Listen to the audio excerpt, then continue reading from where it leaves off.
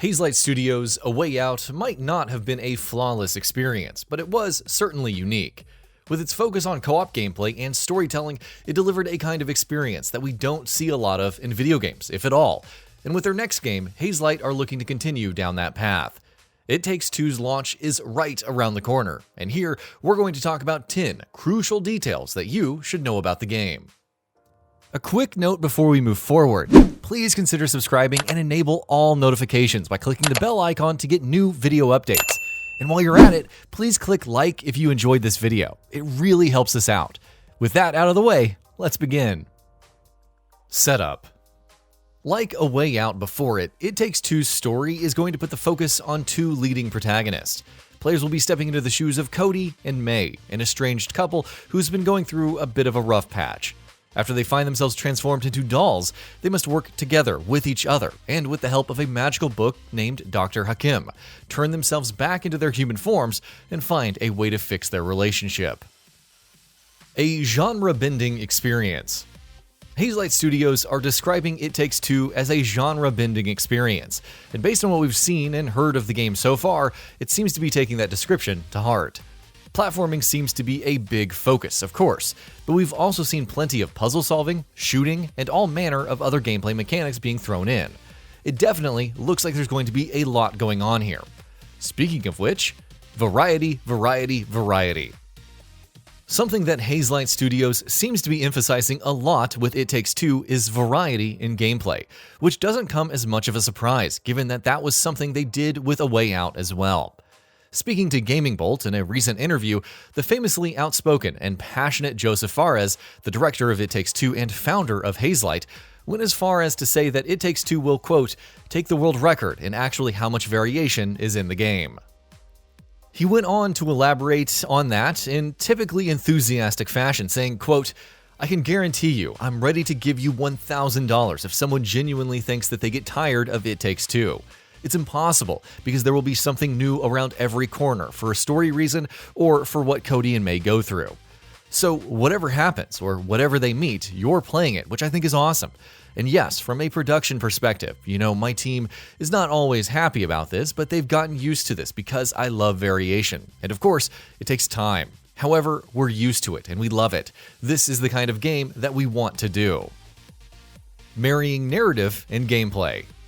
Fares has also gone on record on multiple occasions to talk about how there needs to be less of a schism between gameplay and narrative in games. Good old ludonarrative dissonance is something that games have been struggling with for a long time after all, but it seems Hazelight are going to continue to try and fight against that with It Takes Two, just as they did with A Way Out.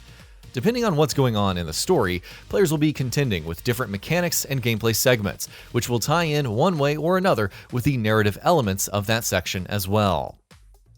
In our recent interview with Fares, he described one particular example, in which a particular section of the game talks about how May feels there isn't enough time in her life to do everything she wants, while Cody, on the other hand, feels time is limitless.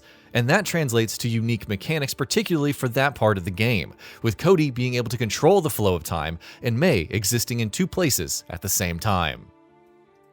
Length. Exactly how long can players expect It Takes Two to be, though? Well, it seems like it's going to be a pretty meaty adventure. Fares confirmed to us that the game will be about 14 to 15 hours long, which is quite a leap from Hazelight's previous outing. A Way Out was a 6 to 8 hour long game, and that didn't feel shorter than it needed to be by any means, so having a game that's significantly meatier is an exciting prospect, especially if it can keep up the level of gameplay and narrative variety that is being promised. Minigames and activities. Across that 14 to 15 hour runtime, players are going to be doing a lot of stuff. According to Fares, there will be about 25 different minigames spread out throughout the game, though it remains to be seen what form they will take and whether they will be reoccurring things or just one-off affairs. Meanwhile, though there aren't going to be any collectibles, Fares does say that there will be side content and secrets for players to discover. Performance. It Takes Two is launching as a cross-gen game when it releases towards the end of March, as most games releasing nowadays are. But it seems like players can be assured of solid performance regardless of what platform they play on. Fares told us that even though It Takes Two will benefit from the improved hardware of the Xbox Series X and S and the PlayStation 5, it will run well on all platforms and target a frame rate of 60 FPS on both the PS4 and the Xbox One. Friends Pass. Like A Way Out before it, It Takes Two will also come with a Friends Pass. What exactly is a Friends Pass, you may ask?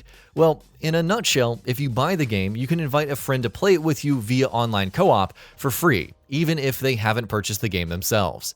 Friends Pass can be used as many times as you want with as many people as you want, though, of course, only with one friend at a time.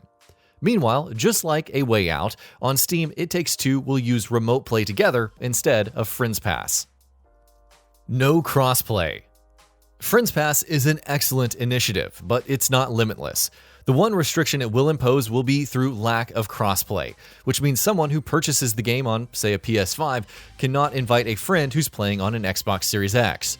That said, Friends Pass will support cross-gen, so a PS4 player can invite a PS5 player and vice versa, while cross-gen saves will also be supported. No plans for a Switch release. Okay, but is it coming to the Switch? Is a question that many of us have asked countless times about a ton of games. In It Takes Two's case, the answer is probably not.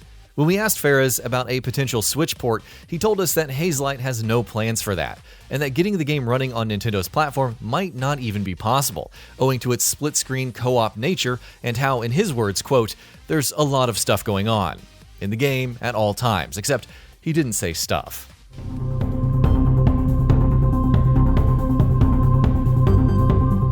And that about does it for this video. If you enjoyed what you watched and want to see more from Gaming Bolt, you can always hit that subscribe button and turn on the bell icon next to it.